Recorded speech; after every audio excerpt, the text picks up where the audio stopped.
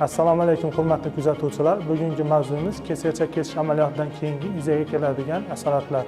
Ular ham 3 xil: erta asoratlar, kechki asoratlar va o'ta kechki asoratlar farqlanadi.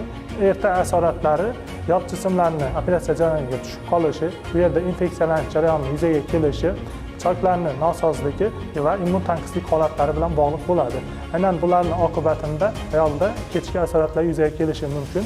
Bular infeksiyalanish yoki bachadondagi choklar nosozligi sababli bu yerdagi infeksiya agentlarini qorin bo'shlig'iga tushib qolishi sababli ayoldagi peritonit kasalligi yuzaga kelishi yoki infeksiya agentlarini qon va limfa yo'llari orqali qonga o'tishi hisobidan sepsisning yuzaga kelishi bilan bog'liq bo'ladi.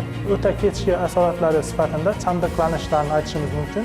Bu chandiqlanishlar aynan kesak kesish amaliyotlarini bir necha marta o'tkazilgandan so'ng bachadon endometriy qavatida chandiqlanishni yuzaga kelishi bilan bog'liq bo'ladi. Kechki asoratlari aynan bu bachadonning endometriy qavatining chandiqlanishi bilan bog'liq bo'ladi. Bir necha marta kesak kesish amaliyoti o'tkazilgandan so'ng bachadonning endometriy qavatida chandiqlanish yuzaga keladi va bu keyingi homiladorlikda yo'ldoshning anomal holatda joylashishi yoki uni butunlay bachadonda yo'ldoshning oldinda kelish holatlarini keltirib chiqarishi mumkin bo'ladi.